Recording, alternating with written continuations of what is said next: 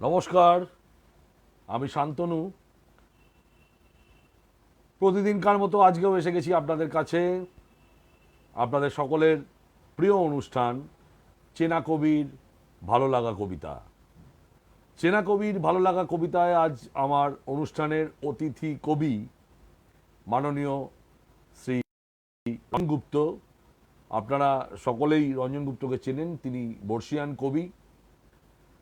দীর্ঘদিন কবিতা শুধু লেখা নয়, কবিতা যারা লেখেন তাদের সংগঠিত করার কাজেও, তাদের একজোট করার কাজেও তিনি ব্রতী আছেন দীর্ঘদিন ধরে।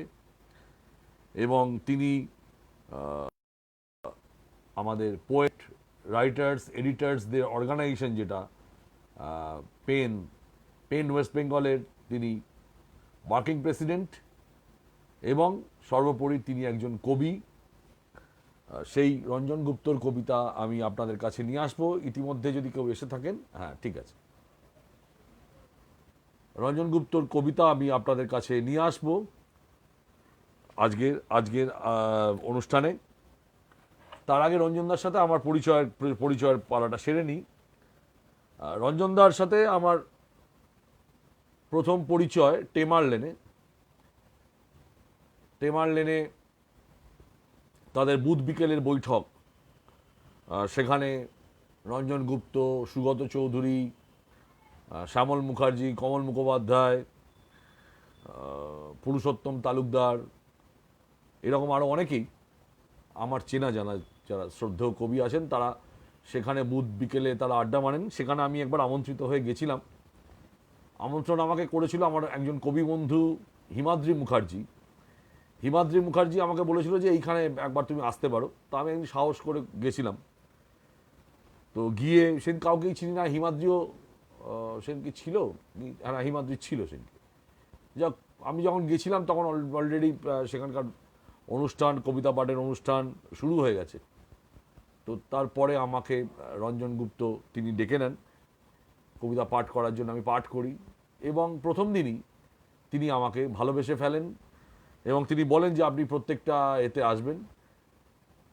আমি একটা জিনিস লক্ষ্য করেছিলাম যে সিনিয়র কবি একজন, তিনি এক ফোঁটা অহংকার নেই তার মধ্যে, এবং কিভাবে তিনি আপন করে নিতে পারেন নবাগতদের, যে কিভাবে আপন করে নিতে পারেন, সেইটা একটা দারুণ বিস্ময় লেগেছিল আমার কাছে, খুব ভালো লেগেছিল। সেই থেকেই একটা শ্রদ্ধা মিশ্রিত ভালোবাসা তার প্রতি আমার আছে।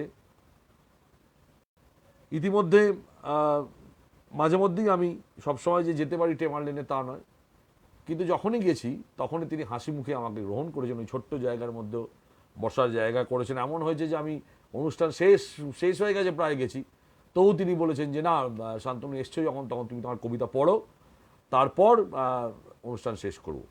এটা একটা বাড়তি পাওয়া আমার কাছে, বাড়তি পাওয়া যদি বলতে পারেন।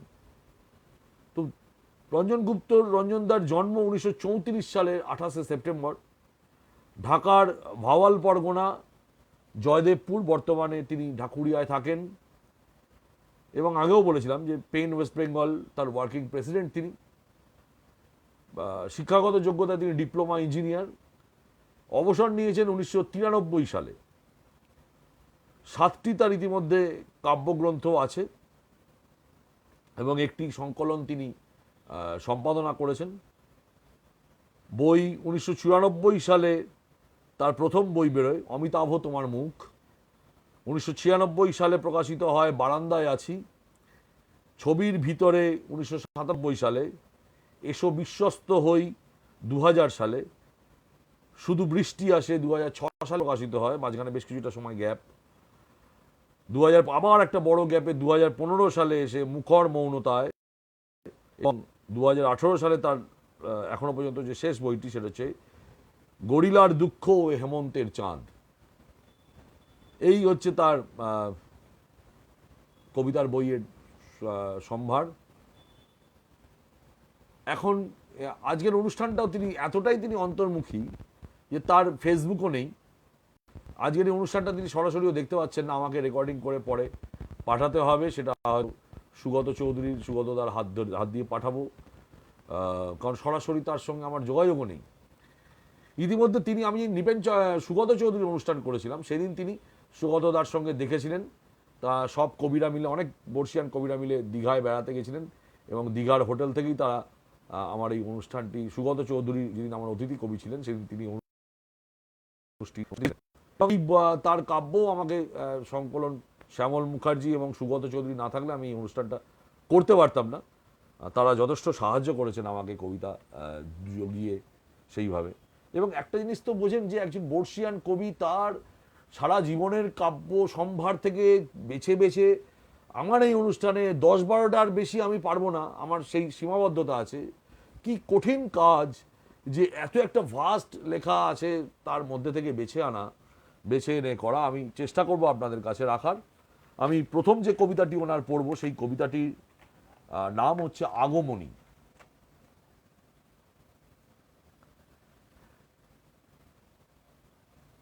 একটা টান টান নীল কাগজে নানা আকৃতির ধবধবে সাদা টুকরো কাগজ এঁটে দিয়ে ছেলেটি বলল, নীল আকাশে সাদা মেঘ, এবার বলাকা এঁকে দিলেই সম্পূর্ণ হবে চিত্রটা। মেয়েটি বলল, তাহলে ছবিটার নিচে বিছিয়ে দি লাল মাটি, একটা ভরপুর শান্ত নদী বয়ে যাক মাঝখান দিয়ে, দুই পারে কি বাহার বলে মাথা দোলাক শুভ্র কাশফুল। ছেলেটি বলল, বেশ হয়। ছবিটা ঠিক ওদের মনের মতো হতেই দুজনে মিলে টাঙিয়ে দিল দেওয়ালে। কি আশ্চর্য, তখনই সাদা মেঘ কাঁপিয়ে নদী পাড়ের কাশফুল লুকিয়ে, নদী পাড়ের কাশফুল দুলিয়ে ছবিটির ভিতর থেকে বেরিয়ে এলো ঢাকের শব্দ। এটি শাশ্বত সুন্দর কবিতা।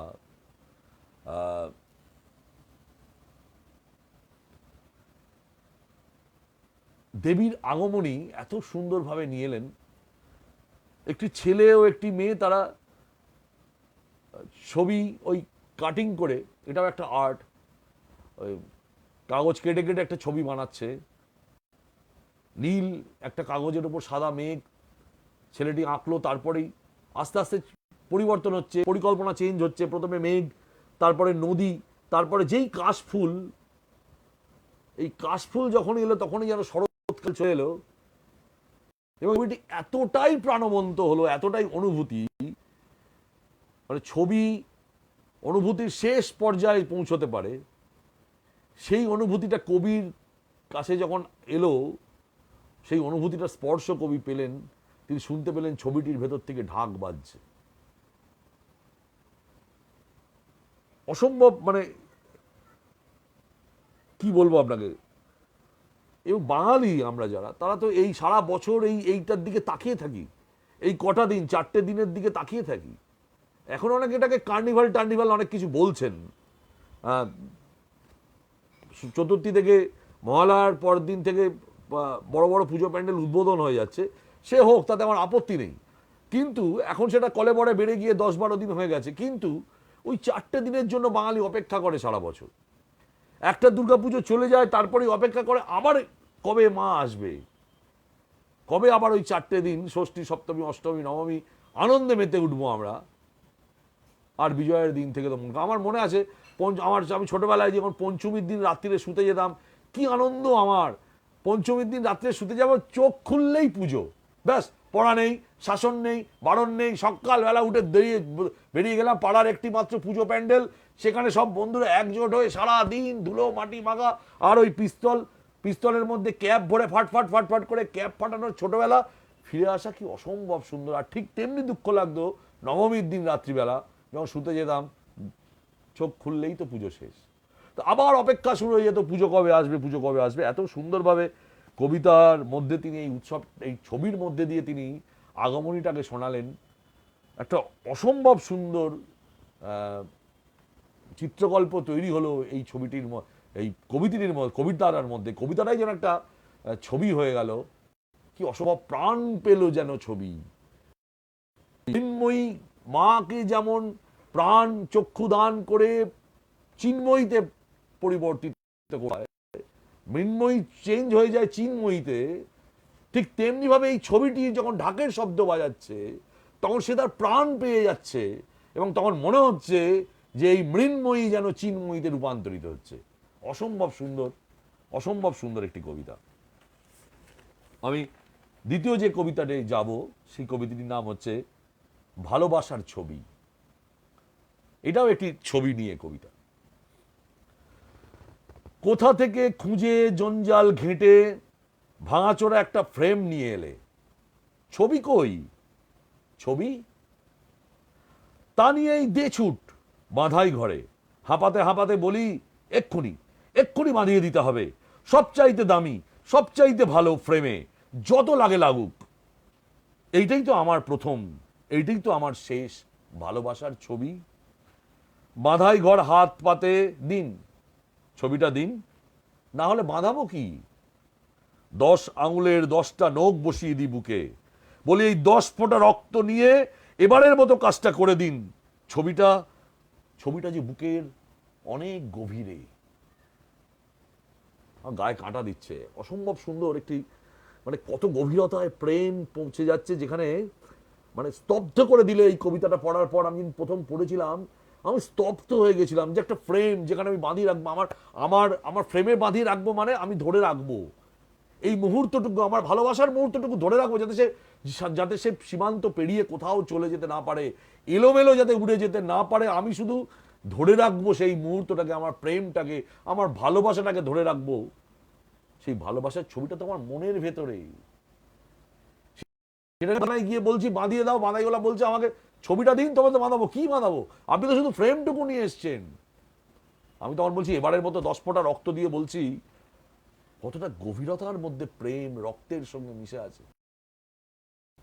রক্ত রাঙিয়ে নিন ক্যানভাসটা,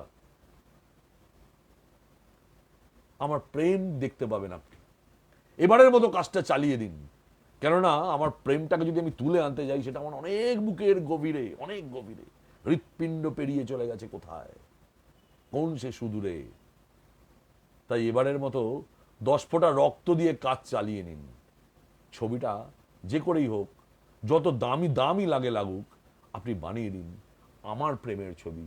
জীবনের প্রথম প্রেম, জীবনের শেষ প্রেম, বলেছেন কবি এখানে। এটাই তো আমার প্রথম, এটাই তো আমার শেষ। এই আমার একটি মাত্র প্রেম, যেটা অমূল্য রতন হয়ে আছে আমার কাছে, সেটাকে বাঁধিয়ে দিন প্লিজ, তাকে আমি ধরে রাখি। প্রেম অধরা পদ্ম পাতায় জল, সেই প্রেমকে আমি ধরে রাখবো, একটু সাহায্য করুন আমায়। একটা কাতর আবেদন, যেন একটা যেমন মানে হুলুস তুলুস একটা ভাব আছে, যে এক্ষুনি আমাকে নিয়ে দৌড়ে ছুটে চলে গেলাম আমি ছবির দোকানে, এবং দোকানে দিয়ে বলো তাড়াতাড়ি বাঁধি, যা লাগে লাগুক আমি দিচ্ছি। ইমিডিয়েট একটা যে হারিনেস আছে, একটা তাড়াতাড়ি করছে। আমরা যেমন বলি এই 1 মিনিটের ছবি, 5 মিনিটের পাসপোর্ট ছবি, 3 মিনিটের পাসপোর্ট ছবির যে কনসেপ্টগুলো দোকানে দেখি অনেকটা ওই রকম ভাবে গিয়ে আমার এক্ষুনি লাগবে ছবি, আমার কাছে নেই কোনো কিছু, আমার নেগেটিভ লাগবে না, আপনি ছবিটা দিন, আমি বাঁধিয়ে আমার একটা চাকরির দরখাস্ত ফিল আপ করবো। জানেন এরকম একটা আর্জনেস, এরকম একটা একটা একটা আবেদন, একটা আরতির তিনি বলছেন এই ছবিটা আমার প্রথম এবং শেষ প্রেমের ছবি, এই ছবিটা বাঁধিয়ে দিন। অসম্ভব সুন্দর, অসম্ভব বুকের ভেতরে একটা যেন কোথাও যেন বিটোফেন বসে বাজাচ্ছেন কিছু হয়। এই কবিতাটা পড়ার পর একটা অদ্ভুত, আমি বলবো না একটা প্লেজার, আমার মনে আনন্দ না, এটা যেন একটা দুঃখ, একটা যন্ত্রণা। আমি শ্যামলদাকে নিশ্চয়ই জিজ্ঞেস করতে হবে, আমার মেন্টার, আমার গুরু কবিতার।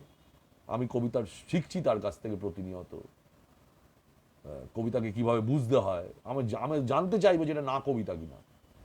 কিন্তু আমার প্লেজারের থেকে আমার দুঃখ হচ্ছে ভেতরে, বুকের ভেতর যেন ফেটে যাচ্ছে, বুকের ভেতরটা যেন কেউ চিরে দিচ্ছে বারবার, যে আমার প্রথম এবং শেষ। কিন্তু ছবিটা নেই আমার কাছে, 10 ফোঁটা রক্ত দিয়ে সেই ছবিটা আমি অন্যকেই বানিয়ে দিতে বলছি। অসম্ভব সুন্দর। আমি রোমান্টিক কবিতার আরেকটি, রোমান্টিকতারও বিভিন্ন পর্যায় হয়, দেখুন সেই পর্যায়ে কবি কিভাবে ধরেছেন এই কবিতাটাকে। কবিতার নাম হচ্ছে আর কবিতা লিখি না। অনেক দিন বাদে তোমার সাথে দেখা হতেই তুমি প্রশ্ন করলে এখনই কি তুমি কবিতা লেখো? আমি স্মিত হেসে তোমার চোখে চোখ রাখি এবং তোমার চোখে অনর্গল কবিতা পড়তে পড়তে অনন্যপায় হয়ে প্রতি প্রশ্ন করি, তুমি কি এখনো গান গাও? ম্লান হেসে মেয়েটি চোখ রাখলে, ক্রমশ বিবর্ণ হলো তোমার ঠোঁট। ম্লান হেসে মাটিতে চোখ রাখলে, ক্রমশ বিবর্ণ হলো তোমার ঠোঁট। সমস্ত শরীর নিয়ে কান্নায় ভেঙে পড়ার পূর্ব মুহূর্তে পায়ের আঙুলে মাটির বুকে অতি দ্রুত আঁচড় কেটে অনেক যোগ চিহ্ন এঁকে যেতে যেতে হঠাৎই একটা দীর্ঘ বিষণ্ণ বিয়োগের চিহ্নটা এঁকে দিলে। পায়ে পায়ে তোমার চলে যাওয়ার মুহূর্তে ঘুরে দাঁড়িয়ে বলে দিলেই ভালো হতো, যেদিন থেকে তোমার গান থেমে গেছে সেই দিন থেকে আমি আর কবিতা লিখি না। দুটো ব্যর্থ জীবন কিভাবে চলে এলো, একজনের গান একজনের কবিতা, দুটো সৃষ্টিশীলতা, বেদনা আছে এর মধ্যেও, একটা বেদনা আছে, একটা গল্প আছে এটার মধ্যে, একটা নিটোল প্রেমের গল্প আছে। আপনি গল্পটা এটাকে অনেক আগে থেকে আনতে পারেন, এটাকে টেনে বাড়াতে পারেন, কিন্তু এই জায়গায় আপনাকে থামতে হবে, এরপর আর এগোতে পারবেন না। কিন্তু এটার আদি ইতিহাস যেন আরেকটু আগে লিখতে পারা যায়, আরেকটু আগে এগিয়ে যাওয়া যায়। দুটি ছেলের প্রেম, তারপর তাদের মধ্যে বিচ্ছেদ, একজনের স্বভাব কবিতা লেখা, যা হয় সেই যুগে সেই সময় প্রেম পড়লে বাঙালি কবিতা লেখেই, এবং বাঙালিদের একটা গড়পড়তা বয়স আছে কবিতা লেখার। তো আমি যখন খুব একদম 16, 17, 18 বছরে 2-4টে কবিতা মক্ষ করতাম, তখন আমাকে একজন বলেছিল যে এখন কবিতা লিখছিস ভালো, সবাই লিখছে, তুইও লিখছিস, কিন্তু যদি 40 বছরের পর কবিতা লিখিস তাহলে বলবো তুই কবি। তিনি আমার একটা মার্ক করে দিয়েছিলেন, 40 বছরের পর যদি তুই কবিতা লিখিস তাহলে বুঝবো তুই সত্যিই তোর মধ্যে কবিতাটা ঢুকেছে। যাই হোক, সেইটাই আমি বলছি যে কবিতা লেখা, প্রেম এবং কবিতার সাথে দারুণ সম্পর্ক, মেয়েটি গান গাইতো, ছেলেটি, এইভাবে আপনি গল্প বুনতে পারেন। তারপর হঠাৎ একদিন দুজনের দেখা, কে কি প্রশ্ন করবে, কে কি বলবে, সুখে আছো, ভালো আছো, বলতে গিয়ে তুমি কি আজও কবিতা লেখো, বলতে পারছি না আমি লিখি না, আমারও, তুমি আমার জীবন থেকে চলে যাওয়ার পর আমার কবিতা শেষ হয়ে গেছে, এটা বলতে পারছি না, হয়তো বলে দিলেই ভালো হতো। মেয়েটিকে পাল্টা জিজ্ঞেস করছি যে তুমি কি গান, অর্থাৎ আমাদের দুজনের মধ্যে যে সৃজনশীলতা ছিল, আমাদের প্রেমের হাত ধরে যে সৃজনশীলতা দুজনের মধ্যে ছিল, যে সৃষ্টিশীলতা ছিল, তা দুটোর কিছুই কেউই বেঁচে নেই। আমার খুব জানতে ইচ্ছে করে তুমি এখনো কি গান গাও, তোমারও জানতে ইচ্ছে করে যে আমি কি আজও কবিতা লিখি। কেউই সরাসরি উত্তর দিলাম না। কি সুন্দর বলেছেন এখানে দেখুন, একটা সমস্ত চিত্রটা আপনার চোখের সামনে আসবে। ম্লান হেসে মাটিতে একটু দীর্ঘ একটু ম্লান হেসে মাটিতে চোখ রাখলে, ক্রমশ বিবর্ণ হলো তোমার ঠোঁট, রক্ত শূন্য হয়ে যাচ্ছে যেন। সমস্ত শরীর নিয়ে কান্নায় ভেঙে পড়ার মুহূর্তে পায়ের আঙুলে মাটির বুকে অতি দ্রুত আঁচড় কেটে অনেক যোগ চিহ্ন এঁকে যেতে যেতে হঠাৎ করে একটা বড় বিয়োগ টানলেন। কবি বুঝে গেলেন গান আর ওর জীবনে নেই। অনেক যোগ, হয়তো স্বামী, ভালো স্বামী, সে স্বামী হয়তো তাকে ভালোবাসে, সম্মান দেয়, একটা যোগ, তার সঙ্গে হয়তো একটা সন্তান, যোগ, একটা একটা একটা একটা একটা মানে ভালো বাড়ি, যোগ, ভালো স্বাচ্ছন্দ্য, যোগ, বছর বছর বেড়াতে যাওয়া, যোগ, আত্মীয় স্বজন, যোগ। কিন্তু এত যোগের মধ্যেও এই যে আমার গানটা স্তব্ধ হয়ে গেছে, একটা লম্বা বিয়োগ। সমস্ত যোগকে যেন মুছে দিয়ে, একটা ডিলিট করে দিয়ে জেগে রইল শুধু বিয়োগ চিহ্নটা। অসম্ভব, অসম্ভব ভালো কথা। সেই দিন থেকে, যেদিন থেকে যেন পৃথিবী থেমে গেছে, যেদিন থেকে তোমার গান থেমে গেছে, সেদিন থেকে আমি আর কবিতা লিখি না। একটা একটা ঘোষণা যেন, একটা যেন প্রতিবাদী ঘোষণা। তোমারও যেমন গান থেমে গেছে, আমারও, যাদের যাদের জন্য, যে কারণের জন্য তোমার আমার মিলনটা হলো না, আমি তোমাকে পেলাম না, তুমি আমাকে পেলে না, এই যাদের জন্য এই মিলনটা ঘটলো না, তাদের বিরুদ্ধে যেন এই প্রতিবাদ, তোমার গান থেমে গেল, আমিও আমার কবিতাকে থামি না, যেন স্ববিরোধ, স্ব আত্ম অবরোধ, অবরোধ, যে আমি আমাকে অবরোধ করেছি, না আমি আর লিখবো না। তুমি যখন গাইতে পারছো না, তোমার মধ্যে যখন সৃষ্টিশীলতা নেই, সেটা শেষ হয়ে গেছে, কণ্ঠ স্তব্ধ করে দিয়েছে কেউ, আর আর লিখবো না, এটা আমার আত্মপ্রতিরোধ। অসম্ভব ভালো ফিলোসফি, দারুণ কনসেপ্ট। একটা অনুভবের কবিতা পড়ি। একটা সময়, কবিতার শিরোনাম ঠিক করে, একটা সময় পেরিয়ে এলে। আসলে কি হয় জানেন তো, এটা নিশ্চয়ই এই অনুষ্ঠানটা করছি তাই, একটা কবিতা পড়ার পর, ভালো কবিতা, মনের ভেতর ধাক্কা মারার কবিতার পর পর না চট করে আর একটা কবিতায় যেতে ইচ্ছে করে না। মনে হয় তার রেসটা, তার অনুরণনটা যেন বুকের ভেতর বাজছে বাজছে বাজছে। খুব কঠিন আমার এখানে বসে আবার চট জলদি আরেকটা কবিতার মুড এবং তার বক্তব্যের মধ্যে ঢুকে পড়া। তো কখনো কখনো দেখবেন আমার একটু পড়তেও ভুল হয়ে যাচ্ছে অনেক সময়, অনেক সময় ওই পড়তে পড়তে চোখটা ঝাপসা হয়ে গেছে, দেখতে পাচ্ছি না। কবিতার ভেতর না ঢুকলে, কবিতাকে যদি আপনি নিজের শুধু কবির কবিতা বলে দেখেন, তাহলে এই অনুষ্ঠান করা মুশকিল, এই অনুষ্ঠান বোঝাও মুশকিল। এই কবিতাকে নিজের মতো করে বুঝতে হবে, নিজের কাছে। কবিতাটা কবি লিখেছেন, তারপর হয়তো কবিতাটা নিজের হয়ে যাবে, আপনার কবিতা হয়ে যাবে। সেই আপনে থেকে কবিতার নাম একটা সময় পেরিয়ে এলে। একটা সময় পেরিয়ে এলে মন যতটা এগোয়, শরীর ততটা এগোয় না। নোঙরের মায়া এই সময় বিতর্ক বাড়ায়। একটা সময় পেরিয়ে এলে তলোয়ার খাপে ফিরিয়ে নিতে হয়। উষ্ণিস পাশে রেখে রাজ্যপাট বিলিয়ে হারেমের দরজা খুলে দিয়ে বলতে হয়, স্বাধীন তোমরা। একটা সময় পেরিয়ে এলে নটন পায়রার ডিগবাজি খাওয়া দেখতে দেখতে লুটপাট করে ফিরে আসা দস্যু দলকে তাদের ঘরের কথা মনে করিয়ে দিতে হয়। হিসাবের খাতা তুলে রেখে শিশির ভেজা ঘাসে পা রেখে বলতে হয়, পালঙ্কে ওঠার আগে পরিচিত পৃথিবীটাকে আরো একটু ভালোবেসে যাই। এটি অনুভবের কবিতা। বিভিন্ন বয়সে বিভিন্নভাবে অনুভব বদলে যায়, তেমনি অনুভব বদলে যাচ্ছে। বয়স যখন বাড়ে মন আরো গভীর হয়, গম্ভীর হয়, স্থিত হয়।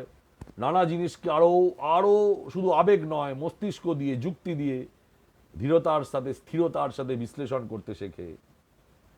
মন যতটা এগিয়ে যায় এই সময়, শরীর ততটা এগোয় না। এটাকে আপনি অন্যভাবেও ভাবতে পারেন। আপনার যদি মন চায় আপনি হিমালয়ে যাবেন, শরীর কি সাথ দেবে? আপনার যদি মনে হয় আপনি মানস সরোবরে যাবেন, শরীর কি সাথ দেবে? আবার এরকম খুব শরীরী কবিতায় এলে আপনার কাউকে খুব দেখে কামনা জাগলো, কিন্তু আপনি জানেন বয়স হয়ে গেছে, আমি তাকে তৃপ্তির জায়গায় যেতে পারবো না, এটাও আপনি দেখতে পারেন, দুটোই। কিন্তু এই সময় যে নোংর করে আছি, যেখানে আছি, নোংর বড় মায়ার বিতর্ক বাড়ায়। খুব সুন্দর বলেছেন, এবং এই জায়গাটা খুব মানে দারুণ ভাবে, এবং এই যে জাগতিক বস্তুর প্রতি আস্তে আস্তে দেখবেন প্রতি কামনা, লিপ্সা এগুলো কমতে থাকে। অধিকার ছেড়ে দিতে মন চায়, যে না আর আর আর দরকার নেই। কি সুন্দর বলছেন, অধিকার ছেড়ে দিতে চাই, কত রাজকীয় স্টাইলে এই কবিতায় বললেন। একটা সময় পেরিয়ে গেলে তলোয়ার খাপে ফিরিয়ে নিতে হয়, উষ্ণিস পাশে রেখে রাজ্যপাট বিলিয়ে হারেমের দরজা খুলে দিয়ে বলতে হয়, তোমরা স্বাধীন। Bravo, fantastic. কত সুন্দরভাবে এই জায়গাটা বললেন। আবার মন সেই সময় যেন তাপস হয়ে গেছে, মন সেই সময় যেন ঋদ্ধ জ্ঞানী সন্ন্যাসী হয়ে যাচ্ছেন, যেখানে তিনি বলছেন একটা সময় নটন পায়রার ডিগবাজিকে দেখতে দেখতে, নটন নটন পায়রাগুলি সুখের পায়রা ডিগবাজি খেয়া দেখতে দেখতে লুটপাট করে আসা দস্যু দলকে মনে করে দিতে হয়, তোমারও ঘর আছে, তোমারও বাড়ি আছে। যেন রত্নাকরের কথা বলছেন তিনি। রক্তপাত, উদ্যমতা, যুদ্ধ ছেড়ে মন যেন বুদ্ধ হতে চায়, শান্তির বাণী প্রচারের কথা বলতে চায়। এবং শেষ উপলব্ধি তিনি যেটা করেছেন, সব কিছু মিলিয়ে এই যে হিসেবের খাতা, সমস্ত হিসেবের খাতা তুলে কি পেলাম না তুলে রেখে শিশির ভেজা গাছে পা রেখে বলতে হয়, পালঙ্কে ওঠার আগে, পালঙ্ক মানে শেষ যাত্রায় যাওয়ার আগে আরো একটু পৃথিবীটাকে ভালোবেসে যেতে চাই। এবং এখানে তিনি জিতিয়ে দিয়ে গেলেন, মন চলুক আর শরীর চলুক আর যাই চলুক, আসল যে কথা তিনি বলে শেষ করলেন, যাকে জেতালেন তিনি, সেটা সেই শব্দ, অমোঘ শব্দ, ভালোবাসা, ভালোবাসা এবং ভালোবাসা। আমরা একটি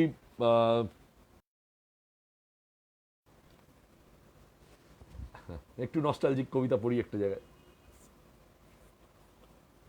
আমাদের যে নিজেদের মনের ভেতর যে অস্থিরপনা থাকে, সেটা নিয়ে এই কবিতা খুব সুন্দরভাবে রঞ্জনদা লিখেছেন। কবিতার নাম মা যখন। মা যখন ডাল রাঁধলেন, আমার তখন মাছের খিদে। মা যখন মাছ রাঁধলেন, আমার তখন 5 তরকারির বায়না। আসলে কিছুতেই আমার মন ভরে না, কিছুতেই আমার সন্তুষ্টি নেই। একদিন তোমার বাড়িতে যাব বলে হাঁটতে হাঁটতে কসাইখানায় গিয়ে উঠলাম, চামড়ার দস্তুর করলাম এবং হাসতে হাসতে ফিরে এলাম। মৃত চামড়ার মৃত চামড়ায় আমার কোনো কাজ নেই, এ কথা জেনেও দরদস্তুর করলাম। অথচ একদিন সত্যই আমি চামড়ার খোঁজে বেরিয়ে পড়লাম। অনেক খোঁজাখুঁজির পরেও কোনো কসাইয়ের সন্ধান পেলাম না। হেলতে দুলতে কোথা থেকে একটা ভেড়া এসে দাঁড়ালো এবং দাঁত বার করে হাসতে হাসতে বলল, অস্ত্রের ধার কমে গেছে, তাই কসাইরা সব দেশ ছেড়ে গেছে। ততক্ষণে আমি ভেড়াটির লম্বা লোমের মধ্যে হাত ঢুকিয়ে চামড়া খুঁজে চলেছি অনন্য অভ্যাসে। পরের দৃশ্যেই হঠাৎ কাছে এসে দাঁড়ালেন মা, গম্ভীর স্বরে বললেন, সেই ছোটবেলা থেকে জ্বালাচ্ছিস। কত সুন্দর কবিতা। সবসময় একটা অন্য কিছু, যেটা পেয়ে যাচ্ছি তারপরে একটা অন্য কিছুর খোঁজ, আবার একটু অন্য কিছুর খোঁজ, হেতা নয় অন্য কোনো কানে সেই সেই খোঁজের যেন চলছেন। বলছেন মা যখন ডাল রাঁধলেন তখন আমি মাছ খেতে চাই, মা যখন মাছ রাঁধলেন আমি তখন 5 ব্যঞ্জনের তরকারি খেতে চাই, 5 ব্যঞ্জনের। কিছুতেই আমার সন্তুষ্টি নেই। এখন এই চামড়া দৃশ্যে যখন বদলে গেলেন, দ্বিতীয় দৃশ্যে গেলেন চামড়ার কথা, আমার মনে হচ্ছে চামড়া মানে তিনি ভালোবাসার কথা বলছেন।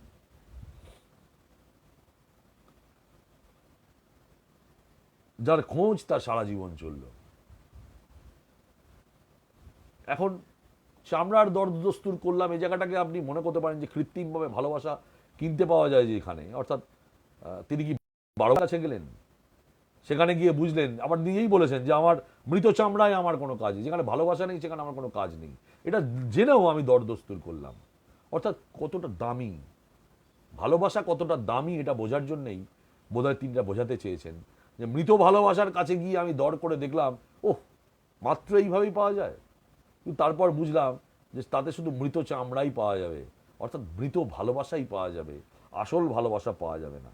এবং আসল ভালোবাসার খোঁজে তিনি দীর্ঘ পথ হেঁটেছেন, কিন্তু আসল ভালোবাসা নেই, আসল ভালোবাসা মরে গেছে,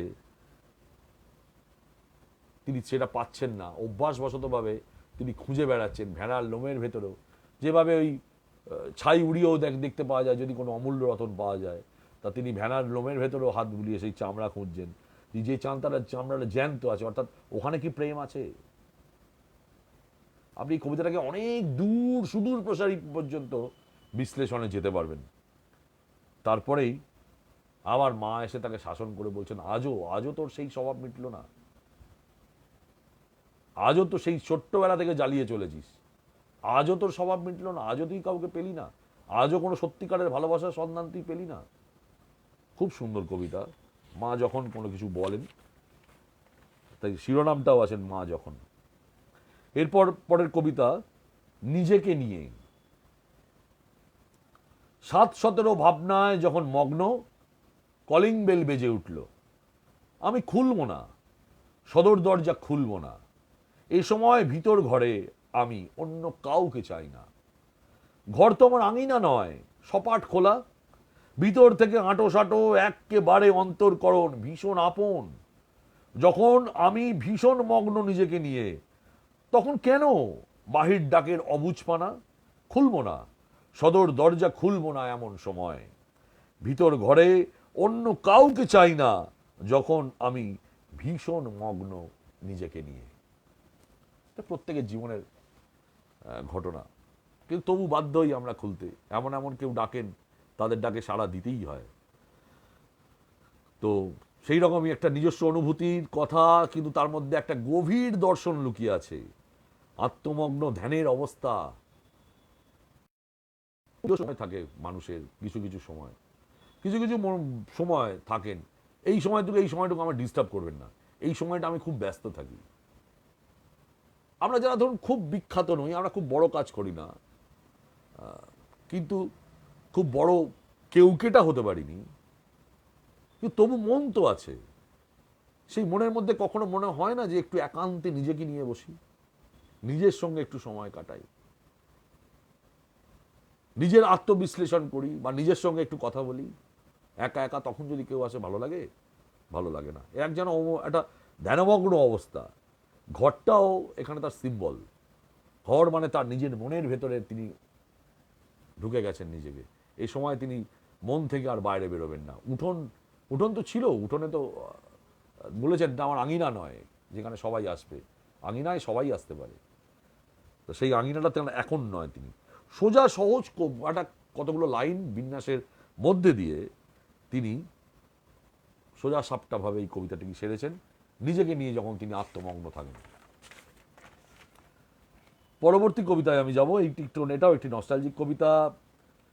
কবিতার নাম নামাবলী। যে নামাবলীটার উত্তরাধিকার আমি পেয়েছি সেটা আমার বাবার পিসিমার।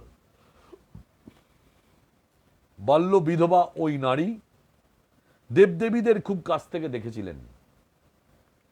আসাম সিল্কের নামাবলীটাতে সেই সব দেবদেবীর নাম এখনো স্পষ্ট ছাপা আছে।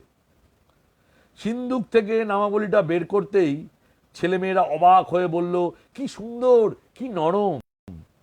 মেয়ে বলল, একটা জামা টামা খুব সুন্দর হয়। ছেলে বলল, বসার ঘরের ফ্রেমে ঝুলিয়ে রাখলে মন্দ হয় না। আমি এটা নিয়ে শরীর ঢাকতে ঢাকতে আমার ঠাকুমার গায়ের গন্ধ খুঁজি। বাবার হাত দিয়ে যে গন্ধ উনি পাঠিয়েছেন আমাকে। আমার ঠাকুমা যেসব দেবদেবীকে পছন্দ করতেন তাদের নাম এই আসাম সিল্কে ছাপা হয়ে আছে। ওই নামাবলীটার মধ্যে কোনো দেব দেবী নয়, আমি আমার ঠাকুমার গন্ধ খুঁজি। ঐতিহ্য এমন একটা জিনিস, তারই খোঁজ, যেন শিকড়ের সন্ধানে কবি ফিরে যাচ্ছেন। দেবদেবী নয়, ইমমেটেরিয়াল বস্তুর মধ্যেও আবার ইমমেটেরিয়াল। আমার কাছে যিনি দেবদেবী হয়ে আছেন, আমি তো ঈশ্বর দেখিনি। অনেকেই তো বলেন, অনেকের মধ্যে ফিলিংস আছে, আমি ঈশ্বর দেখিনি কিন্তু আমার মাকে দেখেছি। আমি ঈশ্বর দেখিনি, ভগবানকে আমার আমার বাবাকে দেখেছি। বা অনেক সময় আমার বন্ধু, তোর এই কয়েকদিন আগে আমি একটি খুব মানে রাস্তার মধ্যে খুব একটা সমস্যায় পড়ে গেছিলাম। সে কথা একদিন বলা যাবে।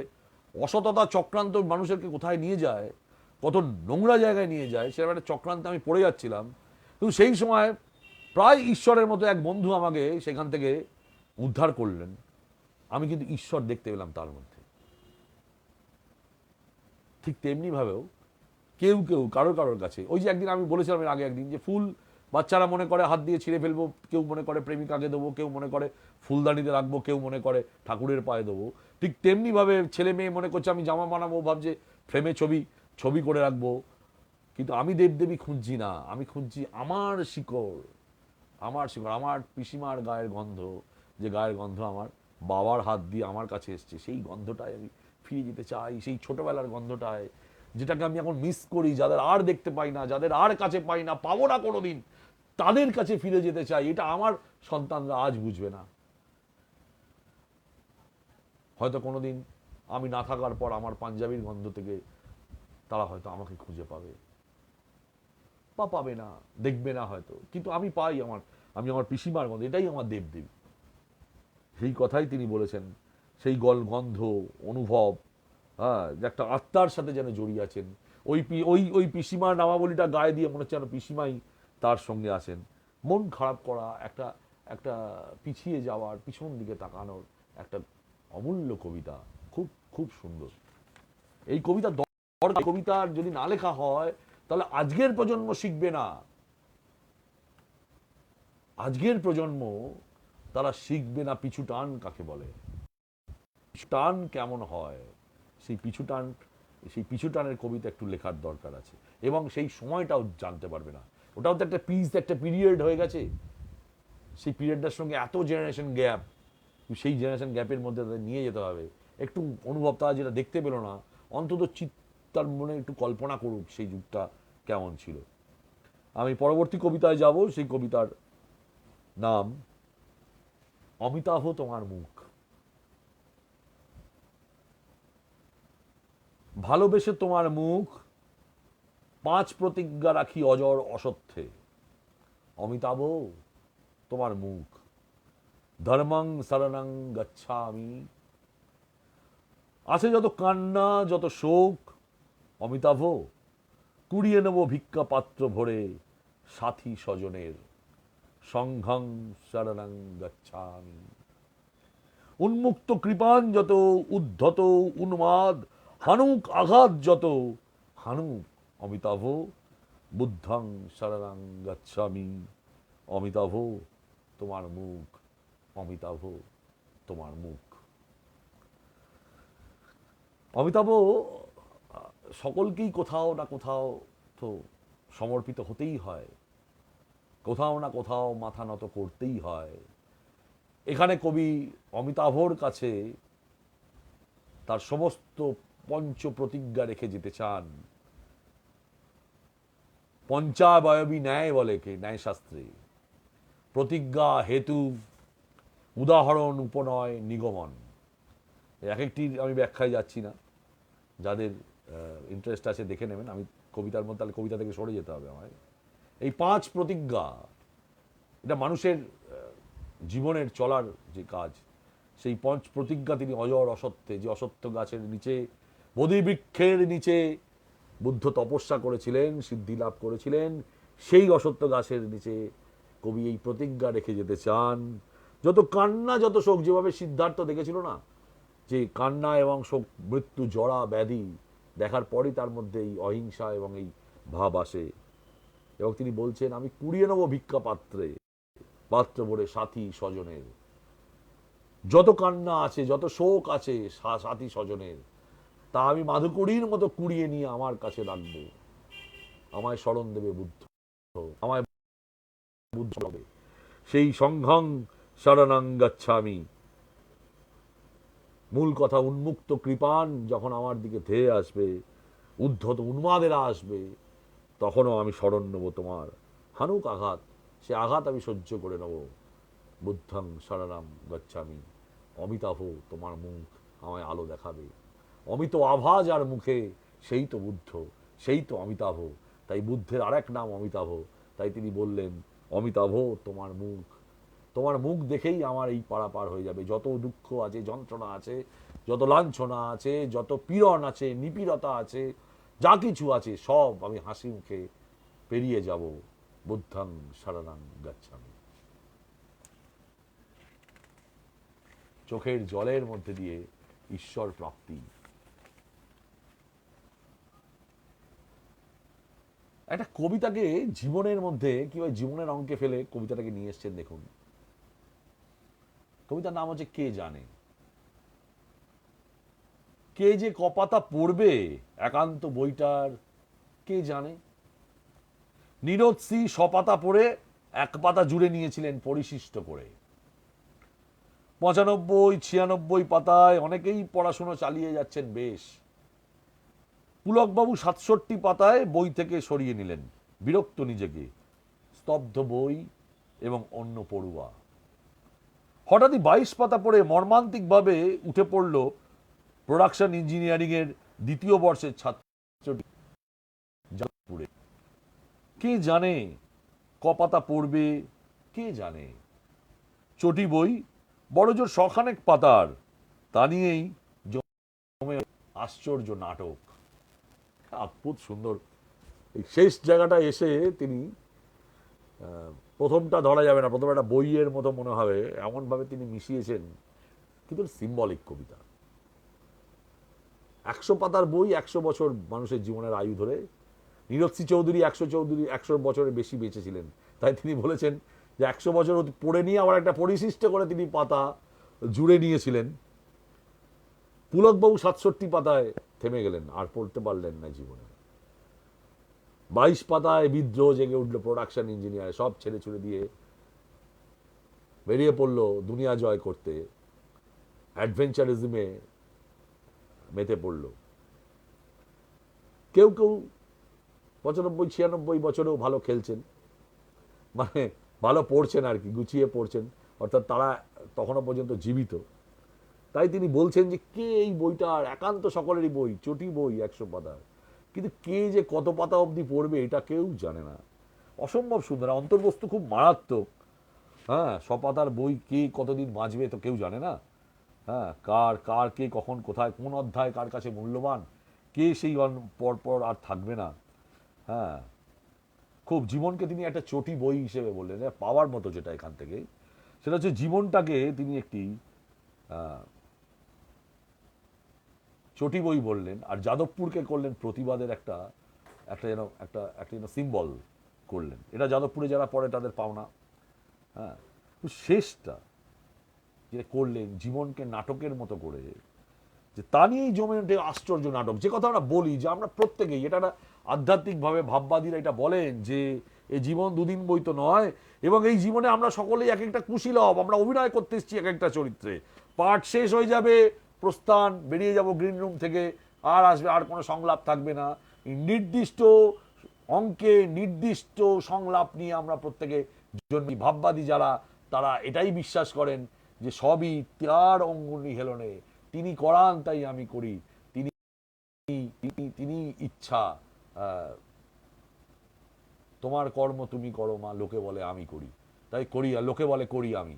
এই যে গানটির যে আধ্যাত্মবাদের মূল কথা, ঠিক সেই কথাটাও যেন তিনি বললেন যে তা নিয়েই বড় জোর 100 পাতার বই, কিন্তু তা নিয়েই জমে উঠেছে মস্ত নাটক, কত রকমের কুশীলব, চোর ডাকাত, ভালো, প্রেমিক, ধর্ষক, শয়তান, কবি, নাট্যকার, চিত্রকার, চিত্র পরিচালক, কত ধনী ব্যবসায়ী, কত রকমের ক্যারেক্টার এই প্রতিলিপি 100 পাতার মধ্যে নাটকের বইতে ঘুরে বেড়াচ্ছে এই অভিনয়। খুব সুন্দরভাবে এই এই এই কবিতাটি রঞ্জনদা আমাদের দিয়েছেন সকলকে। পরের যে কবিতাটি পড়বো, সেই কবিতাটি পড়ে আমি চমকে উঠেছিলাম। এই কবিতাটায় আমি আমি আমি চমকে উঠেছি যে কি বলছেন তিনি। ব্যঙ্গ, একটা স্যাটার্ন, কিন্তু সেখানে কত সুন্দরভাবে তিনি ব্যাখ্যা করেছেন, কিভাবে কবিতাটাকে নামিয়ে নিয়েছেন, ফিলোসফিটাকে, দর্শনটাকে কিভাবে নিয়ে এসছেন। দেখুন কবিতার নাম শিরোনামেই চমকে যাওয়া যায়। কবিতার নাম ঈশ্বরের জন্য হাসপাতাল।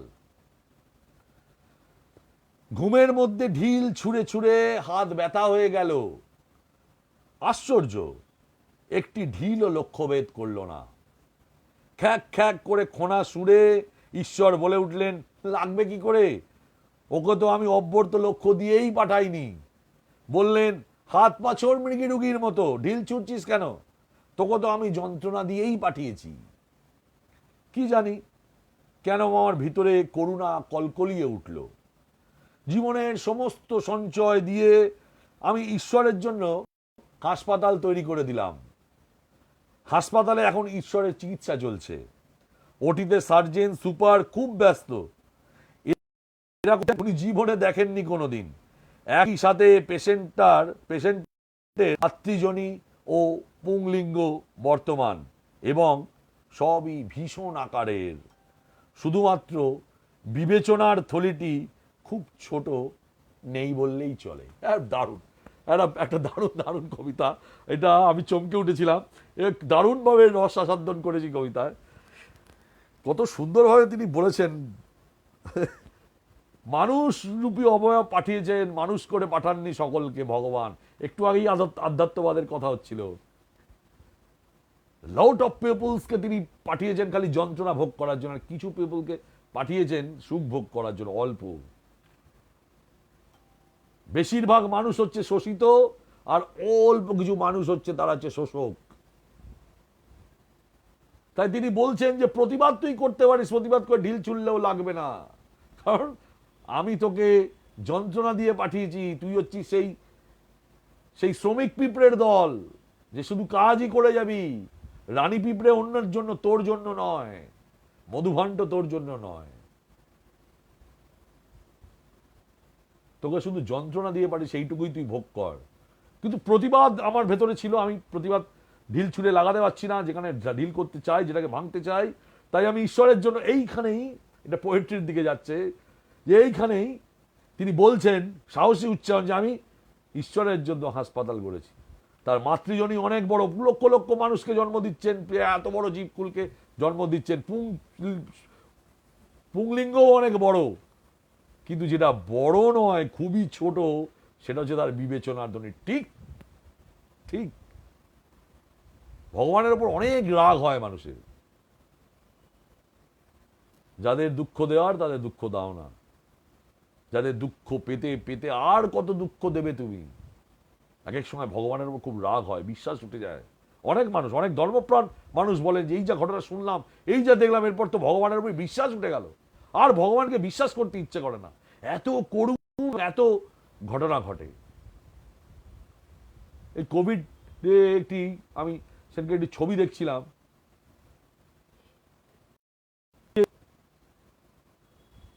একটি বাচ্চা মেয়ে, তার বাবা কোভিডে মারা গেছে, সেই বাচ্চা মেয়েটি আয়নায় লিপস্টিক দিয়ে লিখেছে, বাবা I very much miss you.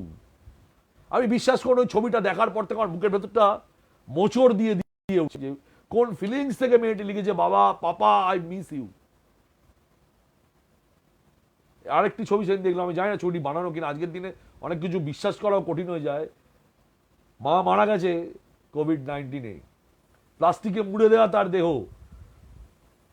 খুব মাস 2-3 বাচ্চা, সে প্রচন্ড কাঁদছে, কিন্তু তার বাড়ির লোক মৃতদেহর কাছে বডিটা, বাচ্চাটাকে নিয়ে যেতেই বাচ্চাটা কান্না থেমে গেল।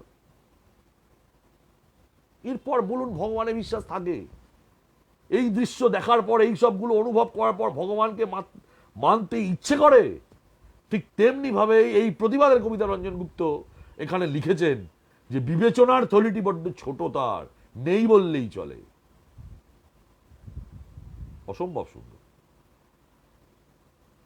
আদ্যপান্ত ভেতর থেকে কবি না হলে এই লাইন, এই সাহসিকতা বেরিয়ে আসে না।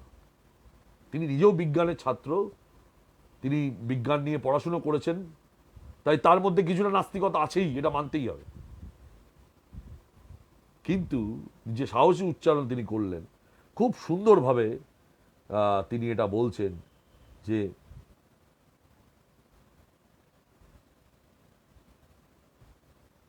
খুব সুন্দর, খুব সুন্দর, কি বলবো, দারুণ দারুণ কবিতা। আর মানে বলার নেই, মানে শুধু অনুভব করা, বুকে বাজার মতো এই লাইন। প্রায় শেষ দিকে এসে গেছি আমি অনুষ্ঠানের। এই কবিতার নাম হচ্ছে হ্যাঁচকা টানে। দরজা খুলে দাঁড়াতেই হবে প্রতিদিন, কে বলল? কোনো দিন তো নিজে এসেও ডাকতে পারো, এসো সময় হয়েছে। কি এত গোছগাছ করো বলে হ্যাঁচকা টানে ঘর থেকে বার করতে পারো? না হলে ঘরই কি ছাড়বে? না, পথই পা রাখার জায়গা দেবে। কোনোদিন তো নিজে এসেও ডাকতে পারো, এই এসো এসো, দেরি করো না।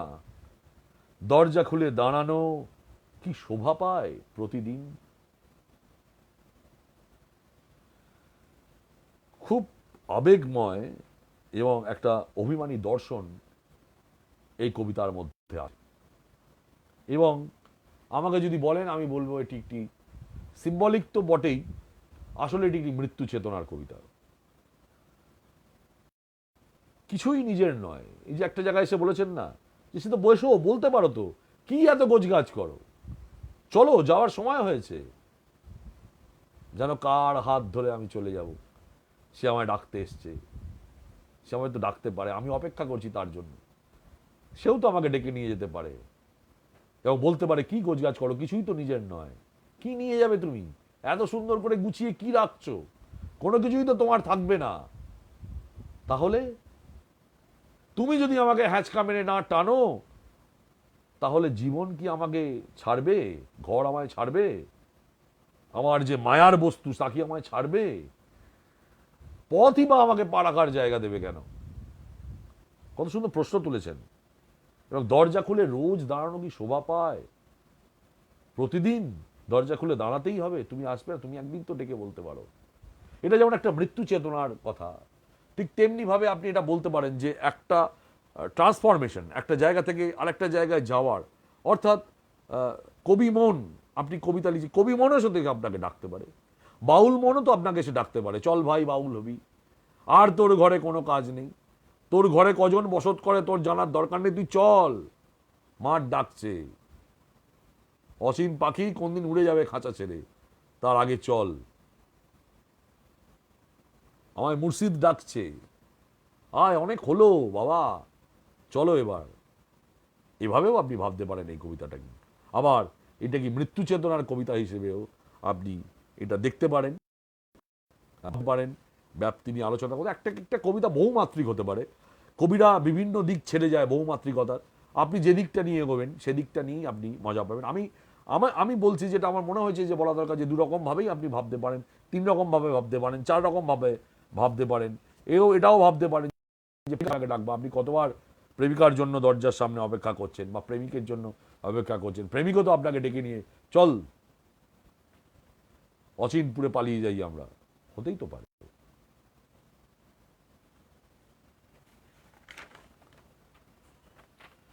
শেষ কবিতা যেটি পড়বো, একটি আত্মোপলব্ধির কবিতা বলেই আমি এটি শেষে রেখেছি। রঞ্জনদার কবিতার মধ্যে সব থেকে বড় গুণ কি, শক্ত কঠিন কোনো শব্দের মধ্যে না গিয়ে কবিতার নির্মাণ, এবং নির্মাণটা করেন একদম সোজা সাপটা শব্দ দিয়ে, টান টান শব্দ দিয়ে, এবং দর্শনটা লুকিয়ে থাকে দারুণভাবে। দর্শনের ওপর প্রচন্ড প্রাধান্য দেন, যে কবিতা কি বলতে চাইছে, মেসেজটা কি, কি বলতে চাইছেন, সেই মেসেজটার ওপর একটা দারুণ আছে। এবং আশা করি আমরা আমার এই যারা রঞ্জনদার কবিতা পড়েন তারা নিশ্চয়ই রঞ্জনদার গুণগ্রাহী তো হবেনই, আমিও যেমন গুণগ্রাহী। যারা আজকে রঞ্জনদার কবিতা পড়ে ওটা সুযোগ পাননি, একসঙ্গে এতগুলো কবিতা, আমি প্রায় 12তম কবিতার মুখে দাঁড়িয়ে আছি। এই কবিতাগুলো, এই 12টি কবিতার মধ্যে দিয়ে আমার বাঁচতে খুব কষ্ট হয়েছে। অনেকগুলো কবিতা আমাকে ইচ্ছাকৃতভাবে বাদ দিতে হয়েছে, আমি জায়গা দিতে পারবো না বলে। কিন্তু এই 12তম কবিতা পড়ার পরও একটা ধারণা আপনার তৈরি হবে, এবং সেখানে দাঁড়িয়ে নিশ্চয়ই আপনিও গুণগ্রাহী হয়ে উঠবেন যে কি দারুণ দারুণ নানা ধরনের ভার্সেটাইল বিভিন্ন বৈচিত্র্য বিষয় নিয়ে কবিতাগুলো লেখা, এবং যেখানে একটা মেসেজ আছে। কবিতার মধ্যে তো শুধু কিছু অনুভূতি নয়, অনুভূতি, মেসেজ, পোয়েট্রি, কতটা কাব্যে গেল, কাব্যে উত্তরণ হলো, কি বলতে চাইলো, কি বলা উচিত কবিতায়, কোন সময়টাকে ধরলেন, কিভাবে ধরলেন, এই সমস্তটা যেমন কবিতার মধ্যে থাকে, ঠিক তেমনিভাবেই সমস্ত বিষয়ের রস আছে। এবং এক একজন কবির এক এক রকম তার বলার স্টাইল, তার লেখার স্টাইল, তার যে বলা স্বকণ্ঠ বলি আমরা, তার স্বকণ্ঠ, তার উচ্চারিত কণ্ঠ এক একবার এক একজনের এক এক রকম স্বকীয়তা, সেটাই তার নিজস্বতা। আমি যে কবিতাটি পড়ব, এটি আমার মনে হয়েছে যেন এটা রঞ্জনদার আত্মকথন, তাই একদম শেষে রেখেছি। কবিতার নাম বারান্দায় আছি।